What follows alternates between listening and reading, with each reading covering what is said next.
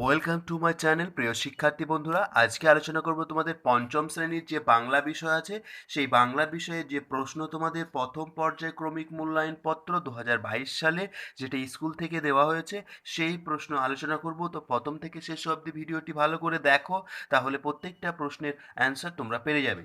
এখানে পূর্ণ মান আছে তোমাদের হচ্ছে 10 নম্বরে তোমরা পেয়ে যাবে। তো চলো আমরা প্রশ্নগুলো শুরু করি। তার আগেই বলে নিই, চ্যানেলে যদি নতুন হয়ে থাকে অবশ্যই চ্যানেলটিকে সাবস্ক্রাইব করে দিও এবং পাশে থাকা বেল বাটনটি বাজিয়ে যাতে সঙ্গে সঙ্গে আমাদের ভিডিও তোমাদের কাছে পৌঁছে যায়। তো 1 নম্বর দাগের যে প্রশ্ন আছে সেই প্রশ্ন কি বলেছে দেখো, যে 1 নম্বর দাগের বন্ধনীর সঠিক উত্তরটির টিক চিহ্ন দাও। চলো প্রশ্নগুলো শুরু করি তাহলে। ক নম্বর দাগে কি বলেছে দেখো, 1-এর ক, গল্প বুড়ো শীতকালে, এখানে দেখো অপশন দেওয়া আছে গল্প শোনাতে আসে। কখন গল্প শোনাতে আসে? না, ভোরবেলায় গল্প শোনাতে আসে। তারপরে খ নম্বর দাগেটা দেখো, হাবুর পোষা পায়রা না টিয়া না ময়ূরের সংখ্যা 150। হ্যাঁ, 150 হচ্ছে কিসের সংখ্যা? পায়রার সংখ্যা। পায়রার সংখ্যা হচ্ছে 150। তারপর দেখো গ নম্বর দাগেরটা, শিরবীর ছিলেন একজন আদিবাসী রাজা। লিখে দেবে আদিবাসী রাজা, এখানে টিক চিহ্ন দিয়ে দেবে।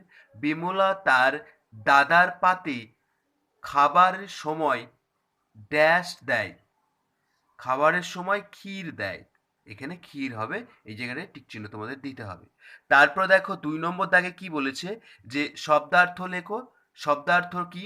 যে শব্দার্থ হচ্ছে প্রভাত। প্রভাত হচ্ছে সকালবেলা, তোমরা এখানে লিখে দেবে সকালবেলা। তারপর দেখো আধার। আধার মানে হচ্ছে অন্ধকার, তোমরা এই জায়গাটায় লিখে দেবে অন্ধকার। তারপর দেখো নালিশ, এই শব্দার্থর অর্থ হচ্ছে অভিযোগ করা। নালিশ মানে হচ্ছে অভিযোগ করা। এর পরের প্রশ্ন দেখো। তারপর দেখো 3 নম্বর দাগে বিপরীত অর্থের শব্দ লেখো। ভাঙবো, গৌড়বো লিখবে তোমরা, গরম ঠান্ডা লিখবে। তারপর দেখো আকাশ পাতাল লিখবে। তাহলে তোমাদের বিপরীত শব্দ হয়ে গেল। যে কোনো দুটি করতে বলেছে, আমি তিনটেই করিয়ে দিয়েছি, তোমরা দেখে নাও। তারপর দেখো একটি বাক্য রচনা লিখতে বলেছে, জঙ্গল অথবা দুরন্ত, এই দুটোর মধ্যে যে কোনো একটি তোমরা লিখবে। আমি একটা লিখে দিয়েছি কি, জঙ্গলটা। আমি জঙ্গলে বাঘ দেখেছি। তোমরা এরকমভাবে একটি সুন্দর, তোমরা তোমাদের মতো ইচ্ছে মতো বাক্য লিখতে পারো। এখানে এটা দেখেও লিখতে পারো। তারপর দেখো 5 নম্বর দাগে কি বলেছে, নিচের বর্ণগুলিকে সাজিয়ে শব্দ তৈরি করি। এখানে ভয়সী দন্তন্য আ সরি অ ময়াকা দেওয়া আছে, এইটাকে সাজিয়ে হবে যেটা, সেটা হচ্ছে অভিমান।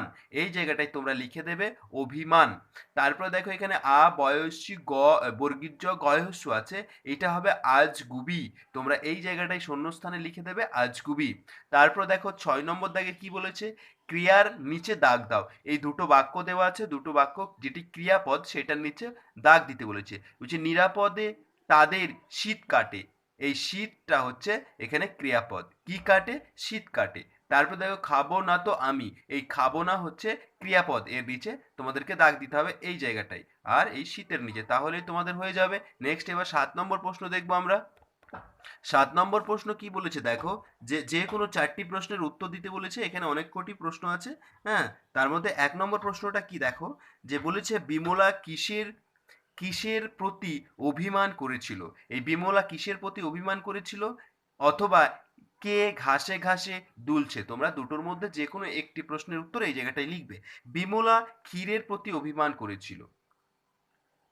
তারপর দেখো 9 নম্বর দাগেরটা, সে ও এক অদ্ভুত যুদ্ধ, এখানে কোন যুদ্ধের কথা বলা হয়েছে? অথবা দিয়ে দারোগাবাবুর পরামর্শ শুনে হাবু কাবু হয়ে পড়েছিল কেন।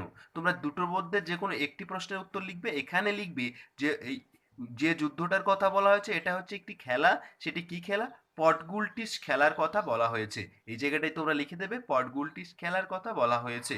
তারপর দেখো ঘ নম্বর দাগেরটা, গ নম্বর দাগেরটা কি, যে জোয়ানদের ঘাঁটি কোথায় ছিল, অথবা কবি আল আমদ কোন দেশের মানুষ। এখানে দুটোর মধ্যে যে কোনো একটি প্রশ্নের উত্তর লিখবে তোমরা।